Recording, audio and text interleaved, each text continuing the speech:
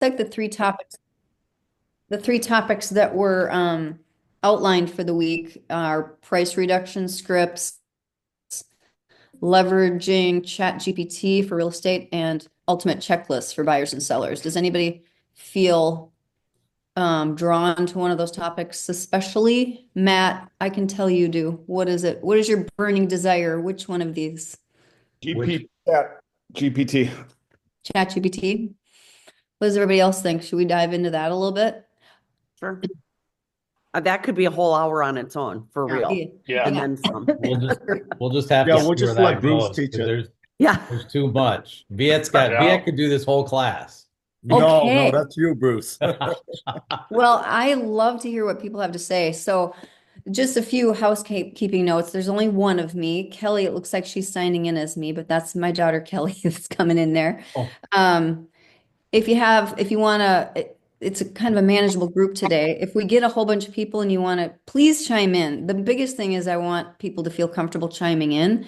There's a little thing down at the bottom. If your toolbar react, and that allows you to raise your hand, and Bruce will be watching for comments and hand raisers. So feel free to do that, please. We really welcome your comments and your input on any of these things. Very informal. So let's talk about it. So Chat GPT, I'll go first. I mean, we've been using it a little bit. I like to write. So writing is not an issue for me. However, it is kind of handy to be able to stick your writing into Chat GPT and have it tweak it a little bit and make it a little bit better. I've loved that. Um, and I know that Kelly has used it a little bit for, didn't we just use it on photos last week? Yes, we popped a photo in and it kind of edited it a little bit. It just made it better. Yeah. And these were pictures of us for like social media, Mhm. something we did. We can use them all. I can use all the help I can get with those types of things. But what are other people using it for? Like where are you using it? so Viet, go ahead, oh, share. Bob, you're Kelly, muted. Kelly, your hand's up. Did you have something, Kelly? Yeah, I was just gonna say, whatever, there's so many uses for this, you guys, as simple as like Ann said, helping to maybe write a description for a house or whatever. But Mhm. my one piece of advice for someone who really uses it very minimal, thank God Bruce uses it at a high level, find basically get a class. That's all I'm going to tell you is get into some kind of a class if you want to learn more on how this is going to benefit you.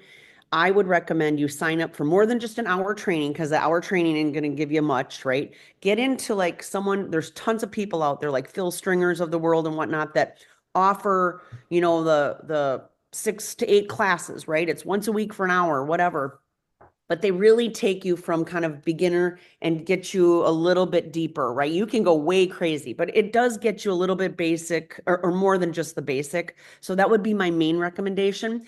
And then because there's so much to do, just really pick the 2, 3, 4 things that really work for you and kind of your business and really just start implementing them on a regular basis so you get really comfortable with how to use it. Well, I'd like to know, like, that's what we're here to talk about. Like, how are you using it? Where are you seeing success? Where are you seeing bumps in the road? Like, what is everybody experiencing?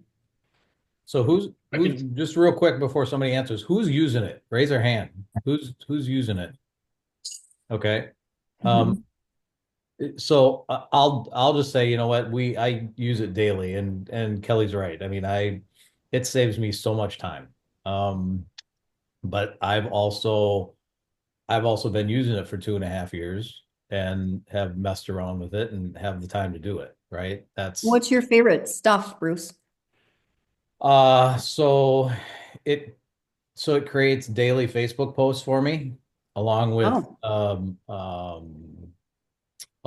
the graphic, and it could be just on any. I've just asked it to send me a daily Facebook post or social post, and it writes it, and it sounds like us, and I can just download the graphic and copy and paste the text, and takes 2 seconds, right? hmm. Um, I We do a can lot of videos too, and it writes our scripts for us. So, we put the topic, we say, write a script, blah, blah, blah, blah, blah, writes a script. We may have to tweak it a little bit. But that's definitely something that saved us some time as well. Yeah, yeah, and it'll do, when we upload those to YouTube, it writes the description, it'll write a title. It creates a blog from a video script, or from a video. Um, what I else? think we did a Empire Mastermind, Bob. I don't know if you remember this, but what it really can do, you guys, is just save you so much time, right? Like we said ChatGPT can go in and create a 52-week content calendar just with topics, right? Within 2 seconds. You go in and build me 52 weeks of content. Boom. Now you've got your content ideas. Now you can say, idea one, whatever, open houses, right? If that's your idea, then you can say, write me a script, build me a Facebook post, write me a blog, right? For each one of these ideas. Boom, boom, boom, it's done. You could have 52 weeks of content done from a blog, a script, a post, probably within less than an hour. I don't know, it's crazy. Yeah, Mhm. yeah. Mhm. And then you can go one step farther and you can calendar those so that throughout the week it'll say, okay, do this Facebook post, do the blog post, do the video script or record the video, things like that. Um, the other really cool thing that I've noticed that it does very well, it's getting a lot better, is I have a GPT that I use, that it goes out for our local Rochester market, and it does a like a market analysis, and you can use that in a newsletter, a weekly newsletter if you want to, but it'll get local stats and house sales and pendings and things that we all use on our newsletters. So that was kind of cool. Bob, you got a question? Well, actually, I was just going to comment on how we're using it daily. I know Jennifer's been using it a lot. Tina's been using it a lot. We generate emails for price reduction scripts. We generate property descriptions with it. We generate market statistic layouts and provide that in our newsletters with it. We're doing a month or a weekly seller report for our active listings using ChatGPT to go out and grab all the statistics on our listings and how they're performing online, putting that all together in an email and sending that out to our clients. Um, boy, I think she's on here. She's hiding herself right now. She's had a couple situations where she's also used it in responding to kind of a hard question that a seller had. So there's a lot of ways you can do it. To Bruce's point, it saves a lot of time, but also it puts things in formats that are very, very professional as well. So that's how we're using it with our team right now. We're delving into it really aggressively right now, with some of the offerings that we have through our Tom Ferry coaching, because Tom Ferry coaching right now is high AI right now. So yeah. Yeah. Yeah. And a little piggyback on that. It's one of those things that you're not going to learn it overnight. And just to Kelly's point, we've heard a lot right here, just even for people that don't do it. Just pick one thing and do it, or research it. And you talk to ChatGPT just like we're doing here, right? You just ask it a question and it gives you the answer. And if you have more questions, you just keep asking questions. And the more you do that, the better you're going to feel about having a conversation with AI, right? It's just like making phone calls, right? The more you do it, they say you get better at it. That doesn't happen for me, but um, it's one of those things that it needs to be a repetitive thing. It needs to be something that you integrate with your real estate business moving forward, because the agent that doesn't use AI is not going to be a factor fairly soon. So you're going to want to dive into that. Lisa, you have your hand up. Yeah, just to again piggyback off of, excuse me, kind of what everybody's saying. Our team is actually even using it, what like Tom said, and I know Jennifer's on the call. We did a training on doing a listing presentation and using ChatGPT for that, as well as if you have multiple offers for a seller, putting them both in and asking it to compare the two so that you have something that you can go back to them with. It's amazing. It's amazing what you can use it for. So when you do that, Lisa, when you put I've not used it for that purpose. When you put offers into ChatGPT, how do you do that? First of all, like technically, how do you do it? I need to defer to Bob and Oh, Jennifer okay. on that. I know that they have done it. Yeah. I Yeah. have not, but Okay. What do you Yeah, do? so if Is there an upload button or something? I haven't. Yeah, so if you have ChatGPT Yeah. 4, like we have, you can Yep. upload it. And actually, Damon shared the prompt with us back probably a few months back. I think it still might be out on our UI website or our Facebook site. So you guys should go grab it and play around with it a little bit.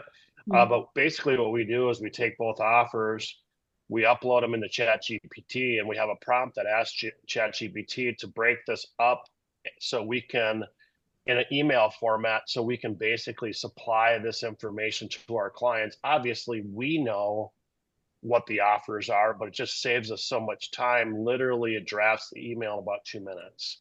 And then we send that off to our clients so they can best see what offer would be best. And then will ad lib a little bit towards the end and say, hey, look, take a look at this message. Let's follow up with each other in 20 minutes, half hour, whatever it might be. And we can go over the offers in more details. But it's a really, really cool tool from that perspective and in a multiple offer situation, just generates that email very quickly. And then once you save that prompt, you can do it for any other listing you get multiple offers on. You can do it just for a single offer. It just saves you so much time versus, okay, what do I say now? Oh, I got to go bullet point this area. I got to go ahead and do this. You I don't. love it. ChatGPT does it. So it's I just, love that. it's such a time saver. In fact, if I can share my screen, I'll just show you. I think I'm out on Facebook here. Sorry, I got a lot of tabs up. But you can see can you guys see my Facebook here? Yep. So you can see my weekly mastermind. I actually sent this out through ChatGPT a half hour before our meeting today. So this was all done in chat. I uploaded the weekly mastermind invitation and basically told it to look at the invitation. I said, hey, it's kind of a cold morning out. So look at the invitation, let people know it's a cold morning. We got some really good producers on the call. Go ahead and write an invitation for me to send out to Facebook and use emojis. So this is what it came up with, literally in 20 seconds. Copy, paste it, put it on Facebook, and sent it off. Love it. So just some of those things are just great time savers, and we all can use a little time, right? So Yeah, that's fabulous. Wow. I would just say to you guys, no matter what you do, how you use it, still proof everything, still read through it. You may need to tweak some stuff, but it does. It's a miracle. Yeah, that's fabulous. So we've been doing it the old fashioned way. Like I just got 8 offers on my listing in Croywood last week. And we're doing the spreadsheet. So if we were just to be able to upload would you provide it with would it be able to create a spreadsheet too? spreadsheet, like from what perspective? Well, like comparing the offers, the different terms of the various offers. You might have to probably go into a little bit more with your prompt on that. What it does is just kind of breaks it up nicely in the email format, but okay. I'm sure it can. Yeah. And if you already have one, I suppose you could just upload that and then it can use that as the model for future. Yeah. Okay. It looks like Bruce put the prompt in the chat, you guys. So if you want to copy and paste it and grab it out of there, feel free. Yeah, I'm working on it. I got one more piece to go in there. Okay. Awesome. How else is everybody using it? It sounds like Viet, you guys have used it. Anything you want to add or share? Yeah, so we use ChatGPT like it's Google for us at this point. Okay. So if I know we're all real estate agents on here, but if you start using ChatGPT like it's Google, you're gonna start shifting your mindset to it being just everyday life. right? It makes things a lot simpler. So we start integrating ChatGPT about probably maybe I say a year and a half ago into our admin staff, right? Empowering them to it saves time, especially with newsletters, especially with content that they don't have to think about, same things of what you guys are doing. Build out 12 months of posts for us. Build out 12 months of content and be really detailed about what you're telling ChatGPT. The more detail you tell it, the better content you're going to be able to get, you know? So it could be like, and for you, for instance, what's the best, you know, Latino restaurant in Stillwater and give me all the rankings in that, Because there's right? so many. Yeah. I know. And it gives you detailed rankings and everything and all the reviews and da da da and all that. But it's content you're gonna be able to deliver back over to your consumer. And that's what I mean. It's a time saver for us. And for a lot of us being team leaders and stuff like that too, this is gonna save you guys payroll efficiency all the way through all your processes. So that's the thing that we took it a step further on our side says support staff, you guys have to come in there, learn these particular tools that ChatGPT has. And Bruce, I was gonna ask you this. They're coming out with more plugins every single month. What's the best one that you have found that you like kind of incorporating into the ChatGPT side? I know we use like the Canva stuff Yeah. on Yeah. there, but So, what's the best one? I, I don't I don't really know if there's a best one. There's like if you're looking at a plugin for photos, right? mhm. There's 100 of them. And there's a Well, hundred. what's a good one? We would love to know a good one that you like. So for photos, I use Midjourney. Mhm. Um, and so when the the natural plugin for ChatGPT is called Dolly, Dalle. And it doesn't do a very good job. I don't think they've done much with that. But if you connect it to Midjourney, Midjourney is amazing. But like Viet said, it's one of those things that especially with photos, the more information that you put in the prompt, the better your photo is going to look, right? And by more information, it's um, how the background looks, what the lighting should look like, how the shadows should be, what the colors should be. So you gotta think about a lot of that to get the best photo in this case, to do that. So I use that a lot. The other, I don't use a whole lot of plugins. I've just created GPTs. And so it's just more for me of text prompts. But um, I'd like to find out. We've been talking about. Well, wait, Matt's got his hand up. What's up, Matt? Oh, I just want to add a little bit to say in terms of the plugins, they're coming out of woodworks. Like there are so many of them. This time remind me of the time that websites start coming up, the whole internet websites, and everybody was running around and spending a ton of money and trying to figure things out, and they're still trying to figure that out. But OpenAI is the mother of all of these. This is the company who started the whole AI revolution. And then ChatGPT, that's their products. But there are other big companies, Google, Microsoft, these are the companies that are sharing data. So if you want to tap into one of these plugins, look at the application for example, what um, Viet was mentioning about the businesses and the reviews and things. Google is the mother, Google is the holder of that data.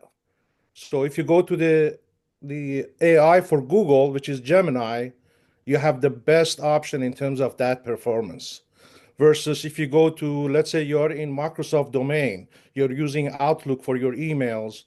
If you go to their version of the AI, which is Copilot, then you have a lot better performance in that environment. What you're doing is the same thing on all of them. You give them a prompt and they respond with the data.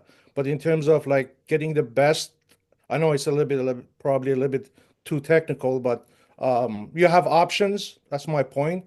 And start with one. Let's say you want to help with your texting. Go find that, try stuff for the free version before you spend a ton of money in them and, figure out, oh, that's not for me. That's too much or too little or whatever. Right now, these applications are getting better and better and better, and they're just coming out of nowhere. So you're going to be overwhelmed pretty fast once you get to it, if you allow it to be. Matt, Yeah. that brings up a great point about the cost, right? I mean, you can use any of these AI platforms for free. It limits what you can do, but you can use any of them for free. And as you progress through the AI and you understand it more and you get better at it, you have the opportunity to pay, like I'm paying $20 a month for ChatGPT and I have access to everything that I need. So it's not expensive at all. But as you get into different things like Matt has, where maybe you want to be better at one thing, there are different AIs like Copilot and Claude and things like that they're best at one thing, right? And so I think that's what Matt was getting at. So as you start your AI journey, you can use Matt as your goal to get to the different areas that you want to be in. But I would definitely start out with the free versions because it'll be plenty for most people that are just getting right into the AI business. Yeah, that's amazing. So, and most of the plugins you pay for, is that what? Or Nope, it there comes are with free it. versions? No, it comes with it. Okay. Yeah, it comes with it. Viet, are the plugins available with the free version? Do you know? I don't believe it's I don't available think with the I free don't think they version. are. I believe it's only available with the $20 subscription to Mhm. it. So, and I can tell you guys, it's worth every single dollar amount that you're It gonna pay is. for. Well, Um, I will guarantee you that I have saved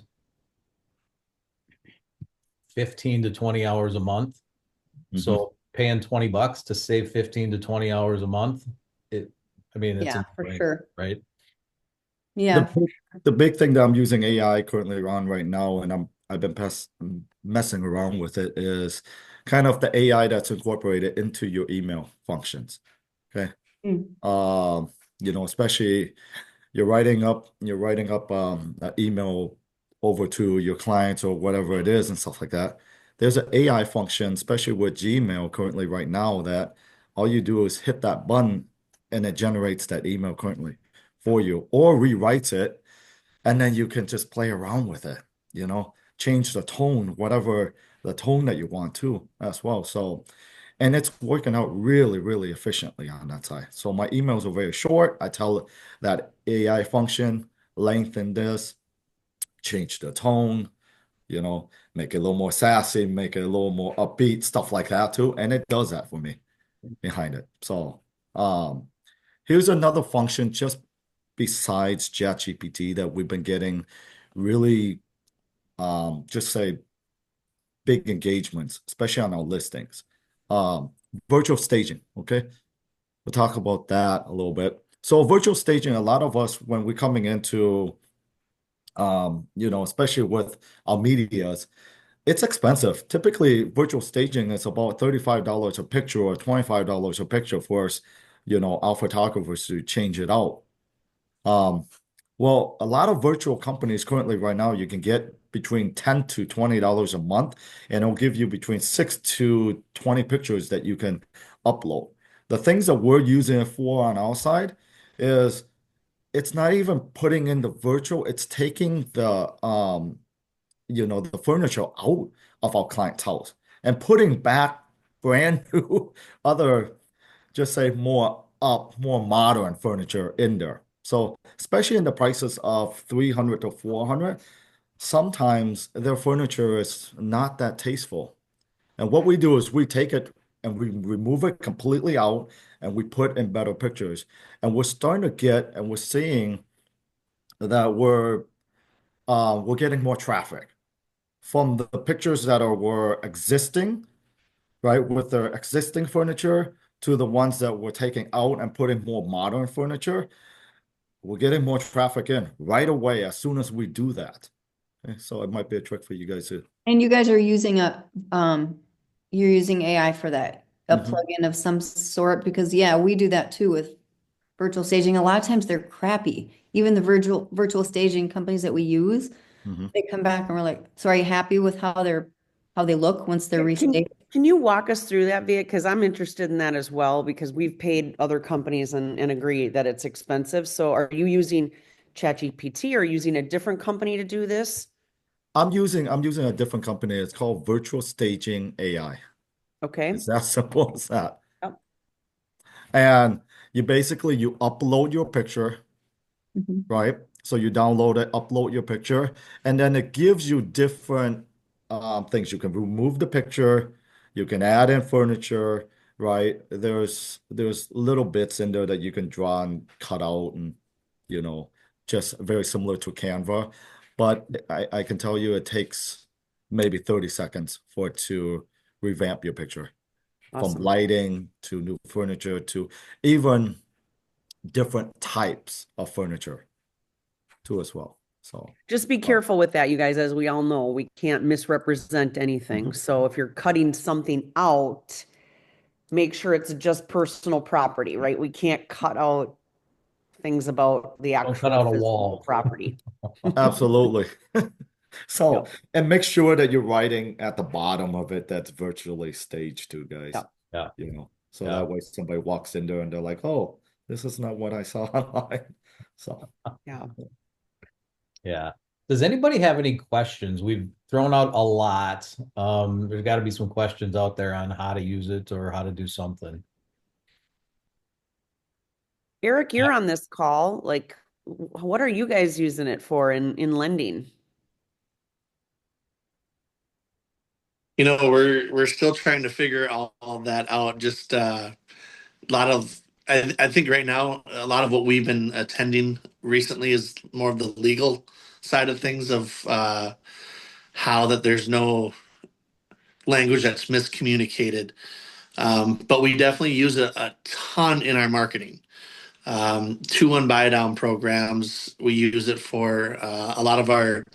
It offers us a ton of summaries to break out for people. Sometimes we get in our own heads that everybody understands what we're saying when it comes to loan terms, and ChatGPT has been great. Or I use Gemini, um, and it's been very great on breaking it down and put it into marketing material. Also, I use it a ton for video content. Now, if I would just post the video content, it might be great, but you know, I got a lot that's made, and we use it a lot for that avenue. We Hey, got a couple. Oh, yeah, I was gonna say, I think Monica was gonna ask something. Oh, hiya. Actually, my question is for Viet. You brought up the addition to your email.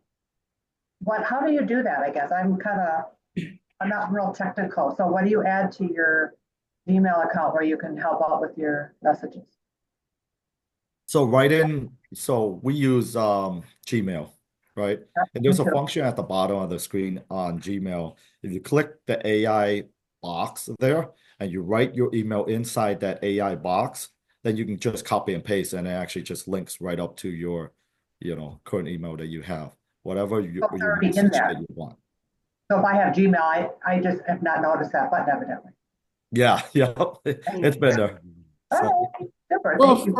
for us too, I'm on my emails, I'm always trying to get rid of it because it pops up right where I want to write. It says, do you want AI to help you write this email? And I'm always like, no, get out of there. But I should probably try to use it. I use it every single time. Okay. And I love that function. So Okay. Has anybody ever used AI to transcribe their phone calls with a client? So No, but that I've just started using happened. a little bit of that. It is phenomenal. It obviously you have to go in there, as you all have said, go in there, reread and update. But those summaries that AI does during a phone call, bullet points it, does it, and it saves you probably, like Bruce said, if you can save an hour, or whatever of documenting your phone calls, maybe you do 100 a month. It is a great tool for transcribing your phone calls. That's actually brilliant because in this day and age of if there's any questions, he who documents wins. So, what a fantastic way to just transcribe everything, keep it in your notes. If you go, oh, I don't think you talked about that. Well, we did. Here's my notes right back on this date. So, that's a great idea. Now, how do you do that, Eric, with your phone? So I use Ring Central, and we've worked with them to develop into theirs. I think I've heard of some people that have a paid subscription. Ask people, do you mind if this is recorded for quality or whatever? And then I think you can ask your phone to transcribe or record the phone call. Ours is now built in, so I don't know how to do it on a separate platform or what platform you're all using, but um, ours is built in now. I So think that would be I really run, cool for a team leader. If, yeah. if you go back into your CRM and you can see how everybody's doing when they're making their phone calls every day. I just ironically just had something pop up. Have you guys heard of Otter AI? Yes. Mhm. Yeah. So it just popped up this morning when I was doing something. I don't even know what I was doing. And it asked if it wanted. So anyway, I downloaded the app. And I think it's what you're talking about, Eric, in terms of capturing conversations and making notes out of them.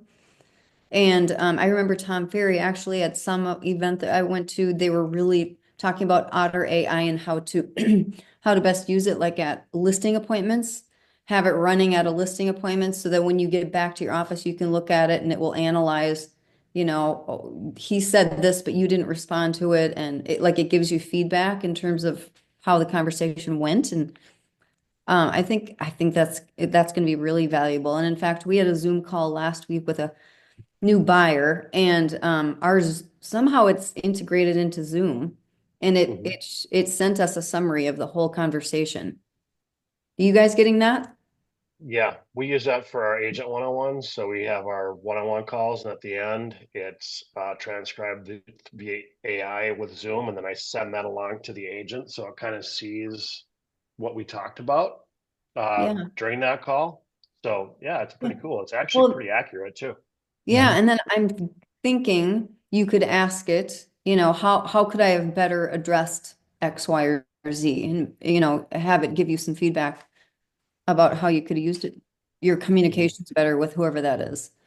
In Yeah. fact, that's what was Tom Ferry or whoever did the thing was talking about. It helps you analyze how you can do better. Hmm. I know that Matt had his hand up. Do you still have a Which Yeah. um I don't know about you guys, but I could use Can you hear me? anything else. Anybody yeah, else have anything? Matt's got Yeah, a Matt. question. Yeah. Yeah, I was just going to suggest that one of the features that I've used that saves tremendous amount of time is for I don't know if you're using email for your follow-up with your leads, you can have AI, ChatGPT, do the whole campaign of email follow-up. If you can include video or text with it, basically you tell AI who you want it to be. For me, for example, I say I want you to be an experienced copywriter in the real estate industry. Then you tell them who your leads are. They're sellers within this price range. And then you tell them the purpose of the email, which could be connect short term or something like follow up or whatever you wanted that campaign to do. And then you tell them, I want a campaign of 10 emails, 10 calls going out every week, every 2 days, every month, whatever the campaign want to do for you. and then you will be amazed. In less than 30 seconds, it will give you the whole campaign. And you just cut and paste it to whatever application you're using, whether it's, for your tax, for your email, and that is a life-saving, time-saving super feature that I have used, and it's great. I just want to put it out there. Matt, have you played around with after you've got the ChatGPT information um, all set up? Have you played around with incorporating that with something like HubSpot to be able to send the information over, automatically pick a day and time to post it, so you don't have to do anything? Yeah, I have used it not with HubSpot, but I have used it with KV Core. So you set up your campaign. It will give you, the reminder for calling if you want to call. It will send your text, automatically out, and then your email out as well. Okay. I mean, it depends on like which application you're using. You can automate it as much as you want. Okay. Okay. Cool. I was just looking at our, our list of topics that we had on the agenda today too. So it was price reduction scripts, leveraging ChatGPT and checklists for buyers and sellers. I mean, it covers pretty much all of that stuff. It could create a script for you, I guess, for price reduction based on what's going on with your listing. Has anybody used it for scripts with clients We in, have.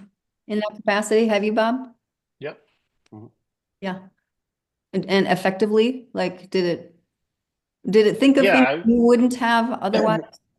Oh yeah. I mean, it puts it in much better grammatical sense than probably I would put it in, but yeah, it's a good piece. And then also, like I said, weekly seller emails with their listing, kind of giving them updates on showings, on click throughs, kind of typically breaking up the market. When you've had X amount of showings, you should have an offer by now. I mean, it can get really detailed in that email message. But yeah, we've had, for instance, we have two listings that are on lakefront properties right now. Lakefront properties aren't super busy this time of the year, but they're still wondering why they're not getting showing. So we've used ChatGPT along with our knowledge of the market to help kind of soften a message to them. It's basically like, hey, it's common this time of year not to get a lot of activity on your lakefront property, and here's why. And it brings statistics together and whatnot. So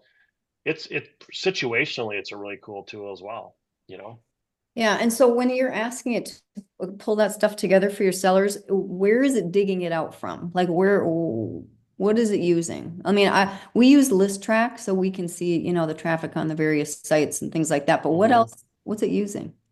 That's a good question. I'm sure it's using a variety of different things. You're I just don't know what asking it's it all and using. Yeah. it goes and Yep. finds it.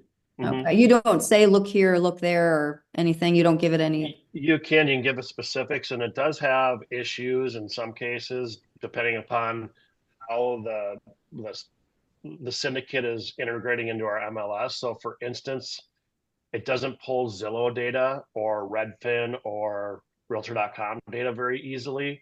But what it does, it creates the template so you can just go out to the sites real quick, grab that information, and put it in your email. Now, we just had last week, we had an agent from a different market in Missouri where they're integrated directly with Zillow through their MLS system. So she just basically go out to Zillow, go out to Redfin, go out to Realtor.com, and go out to the top 10 home search sites and grab all of the hits that this particular listing has had. And it tabled it and put it out there. I mean, it was pretty sweet. Unfortunately, we don't have that in our MLS to make it look quite as pretty. So we have to kind of massage that and recreate that a little bit. Um, but I'm sure there might even be ways through prompts with username and passwords and that sort of thing. But I would always be careful with that. Yeah. Do you know about list track, Bob? Yeah. Hmm. Because that's a nice little summary of where, Hmm. in Zillow and Realtor.com and all the top 10 sites or whatever show up. Hmm. Yep. That, and also we've used List Hub as well, which is Okay. probably really familiar or really similar. Mm-hmm. Cool. Um, what else? Anybody else have any questions or, want to share how you're using it or some success stories with it or anything? Anybody? I would just say that, when we talked about the writing the price reduction script, Viet mentioned just be specific, right? The more specific you can give it, the better it's going to be. So if you're saying, hey, help me write a price reduction script for a lakefront property that's been on the market for 8 weeks and has had 2 showings, be very specific, right? And so that it can give you the best script that will identify or address the majority of the issues that that situation has. Yeah, the other two things that I would just say very quickly is that um, if Viet and I went in and we gave it the same prompt, it's not going to give us the same output. Yep. Okay. So that's really cool. You don't have to worry about copying everybody else or saying the exact same thing as everybody else does because the output is completely different. The other thing that sets you apart, that ChatGPT does, I don't know if I'm sure that Gemini and Claude and Copilot do the same thing, but you you can train it to understand you, your business, your voice, your tone, how you speak, so that everything it comes up with and creates sounds like you talking, right? So you can personalize it, which is amazing. Yeah, it kind of learns your voice and you can put stuff in it and tell it to sound like this piece of writing that you created, I think. Yeah. Right? And you can also give it feedback, the thumbs up, thumbs down, and comments underneath it. That helps it learn how you want to sound too, from what I understand. Right. Okay, cool. So it's 10:43. Does anybody, it seems like we've kind of gotten to the bottom of this. I mean, there's so much more that we could go into, but it sounds like everybody's questions have gotten answered. Does anybody have anything else they'd like to discuss, like how the market's going or a different funky situation you've had or something funny or anything going on out there that you want to talk about? And I can jump in a little bit on even price adjustment scripts, okay? Sure. And not even about the AI side of the business and stuff like that. Just, having a conversation with your particular sellers. Sure. And how you have that conversation, what does it look like when it comes back to you, right? I always say, and this is how we kind of train most of the agents on our team, stuff like that. That conversation should be had during that listing appointment. If you set that standard and you're having that early conversation and you're having with them right in the beginning, what happens at 15 days? What happens at 30 days? What happens at 60 days? What happens at 90 days? Right? You're not in panic when the house doesn't sell.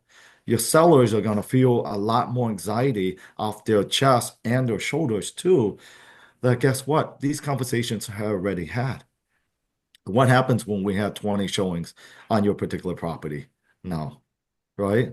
What should we do at this point? So when we coach, when we mentor our agents of, having these early conversations right from the beginning, the anxiety is off their plate when their house doesn't sell after 60 days or 90 days because their consumer or their sellers, they're fully aware how many showings should it take before you get that first offer. Rule of thumb before was about 20 showings for a offer that came in. Now it's a little less than that. So are you getting the right activity that comes in behind the scenes and stuff like that too as well? So most of my sellers, I don't have to worry about that conversation at 30 days. That conversation was had during that listing appointment. It takes the anxiety off my shoulders that says, hey, guess what? At 30 days, what we have, and I send them information from List Hub, from List Track, right? They already know that, hey, we had this amount. These are your impressions on Zillow, right? These are the amount of traffic that we're advertising for you. Guess what? We should do a price drop at 30 days. That's already had. So coming into 30 days from that conversation, my sellers are calling me and say, hey, we should do a $10,000 price drop. We should do a $20,000 price drop. They're the ones that are giving me the ammo to do it at that point. I don't even have to suggest it because we had that set listing, your marketing plan ahead of time. A lot of agents that are coming in say, hey, how do I make that phone call 30 days coming in or 60 days or 90 days? That should have been answered right away in the beginning. It takes a lot of the pressure off your plate too as well. So, Well, it also helps to show them what you've been doing too, because I mhm. think that plays in quite a bit rather than just days on market. Yeah. I think they want to know what you've been doing. So keeping a good, list of activities, marketing activities, open houses, feedback from open houses, things like that is really helpful too. Mhm. Yeah, absolutely. You should be sending out, your feedback requests right over to them. Every single Monday should be that update from that list for your listing, for your sellers. They should have a whole packet that's all built in that should be sent over to them. So, no. Right. Mhm. Yes. Anybody else have any tricks up their sleeve for price reductions? Well, I think, piggyback on what Viet just said, one thing that we do is we set up what's called a competition profile, which is basically like a buyer search on the MLS, but instead it's a search with their competitors' listings. So they're getting that regularly. So when one of the competition goes under contract, they're seeing that. And we explain to them, this is the same data that we're looking at to make sure that we're positioned correctly in the marketplace.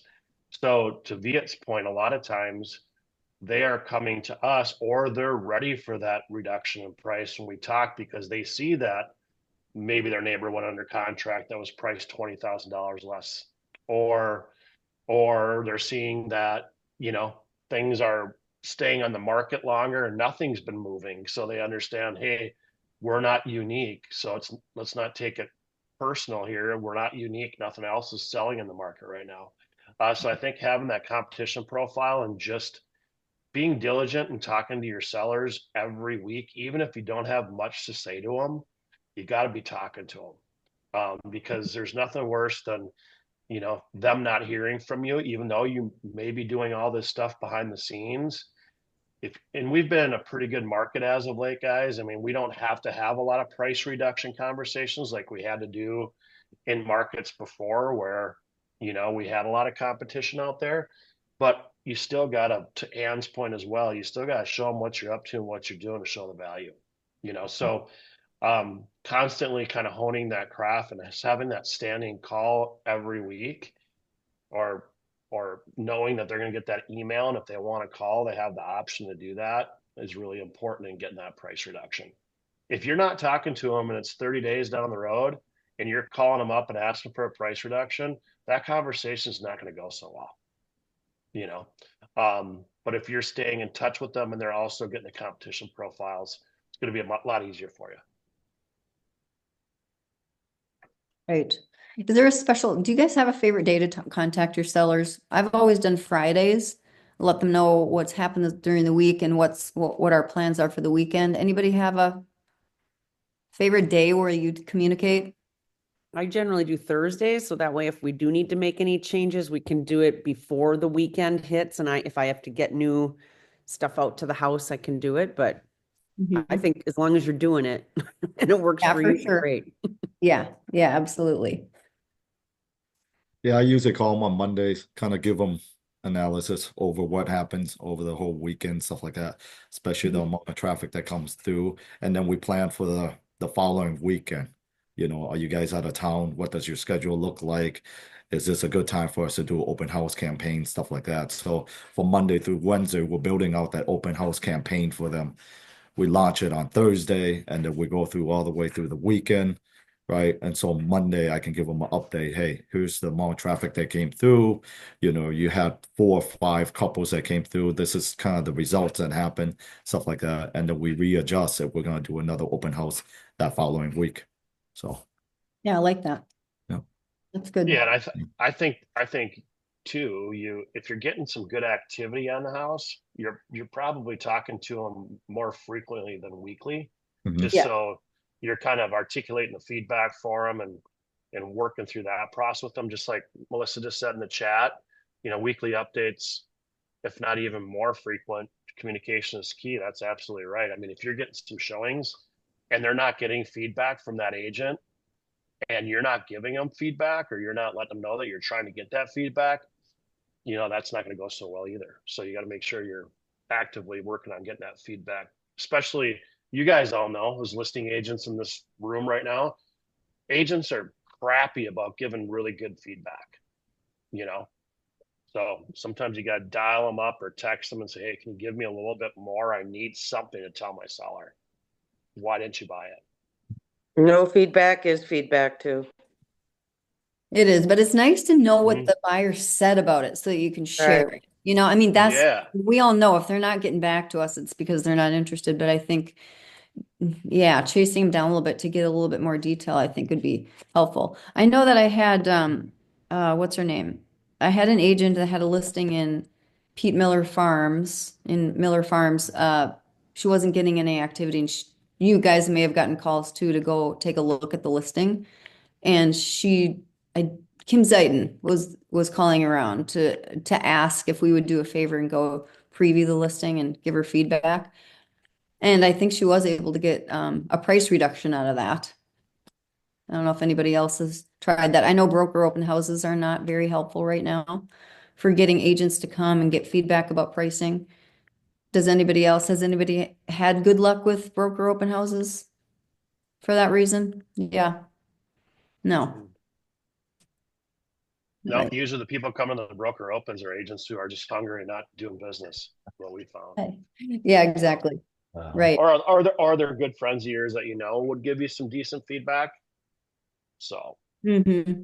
Mhm. Yeah. Right. Okay. So, anything else? Do we have any hand raisers there, Bruce? No, we've got a Comments? couple of comments from Melissa. She does Monday updates for open houses and weekend showings. And just to give better feedback. And be very blunt, right? Just because we all need it. We can soften it with our sellers, but Well, Soften it. there was a little thing that went on not that long ago where somebody got in trouble or got sued because of feedback or something. Yeah. I don't remember exactly what all the details were. So then agents were like, "Oh, I'm not going to give any feedback." But I think we all get better at what we do if we know what you're thinking, right? So be a good agent and give constructive but honest feedback. I think that lawsuit was that the agent said something to the listing agent that they didn't have permission to say from their buyer. Then their buyer heard about it, and then they ended up suing their agent. Yep, So, that was what it was. so Yep. it does need to be given tactfully, and you do need to be a little bit careful about that. Mhm. so Matt's got his hand raised. Yeah, I just have a suggestion for a discussion. I don't know if anybody interested. I mean, everybody should be interested, and that's regarding the AI that we talked about. I'm very interested in knowing you guys' opinion or take on how AI is going to affect our industry and especially our role as a real estate agent in the industry. What do we need to do to be prepared, to be relevant in 5 years, 10 years, or whatever the time span is? I would love to hear others' opinion about that for some future sessions if you guys are open to it. Yeah, well, I definitely think, like I started this whole thing was, if you have not gotten involved in any classes and you haven't learned anything other than how to put a prompt in ChatGPT, I think you better get on board. You're going to have to start really learning this. And like Viet has said, start using it as your everyday stuff. Otherwise, you will be, old school is not going to be able to keep up for sure. I've been in an AI class for 2.5 years, and I heard something a month ago, which was I thought was amazing. It said, AI is not going to take your job, but the person that uses AI will. So, it's something to think about. it's all around us right now. And it's growing so fast that, even people that have been AI experts are behind because there's so much that comes out every single day that you just can't keep up with it. But because it's so big, I think back to Kelly's initial point, you just have to pick one or two things that you're doing now that you want to try to attempt having AI do. And as you find out that it saves you time and effort, then you can grow into more stuff. So just start really small and start free. Sounds good. Great. Well, on that note, we're just a few minutes early. If nobody has any other questions, one thing I would love everybody to, all visitors, everybody that's here today, if you have any topics that you would like to say, like Matt just, shared his wish for a kind of a more in-depth topic on AI, please let us know. Shoot any of us a text or an email or whatever. Reach out about a topic that you might want to discuss. We'd love to know. So on that note, everybody, thank you for coming today. Thanks for your input. We really appreciate everything you had to share. Thank you, thank you. And we'll see you next Monday at 10 o'clock. I don't have the list of topics, but you'll be hearing about it. We'll be here every Monday at 10. Kelly, did you have a question real quick? You know what? I have a question for Viet, just real quick. If you guys all have to go, you can go. But Viet, I already downloaded this virtual staging AI. I'm signed up and I started working on a couple picks. But while we were talking, I have a question. If Yeah. you stage one room, because it's all AI, and now I'm taking it from another room, and they put in different furniture. If I'm listing this house, does it look, is there a way to say use that same furniture from this different angle? Do you know what I mean? You don't. You don't. Okay. And I ran into scenarios like that too. Like when it's the living room and it's the dining room connected together. That's what Yep. you're probably thinking of. Yeah. It's two different furnitures and stuff like that. It looks a little awkward, Kelly, but the consumer is gonna click, click, click. They're not gonna really care. That's So true. That's true. I could probably just separate where those pictures come in on my listing so they're not back to back either. So yeah. perfect. So Okay. I was Awesome. picky in the beginning when I started playing around with it and stuff like that too. And I noticed that, this dining room table didn't look exactly the same as the other one at the It's end of the crazy day. good though, you guys. Like while we were talking, I'm listening and I threw up one picture and I mean it was amazing. Yeah. I'm like, And it's wow, cheap. done. Yeah. It's Yeah. really cheap. So Yeah, there's also AI things for like remodeling. Like, I don't know, I list old houses, you guys, and a lot of them are funky for this reason or that reason. And I had an agent that actually did a mock-up of how the exterior could look on an AI app. And so yeah, there's lots of stuff like that too. If you have a tricky space inside, we haven't totally used it, but I plan to, just to give buyers ideas because a lot of people can't visualize things. So I think it's a good tool for that. Nice. Exactly. And real And quick, Lisa, I need your phone number. I did find the topics for next week. Okay. They're innovative marketing strategies for your listings, designing a successful daily agent schedule, and building your personal brand in 2025. Sounds like we can use AI on all of that. Yes, you could. Amazing how it applies. Right. Okay, you guys. Great. Thank you, Bruce. Thanks. And yeah. Oh, I was just saying, Lisa, I need your phone number. I got to call you. So throw it in the chat if you wouldn't mind. Thanks. Okay, everybody. Have a great week. You Thanks, too. guys. Care. Thanks. Wow. Bye. See ya. Bye-bye.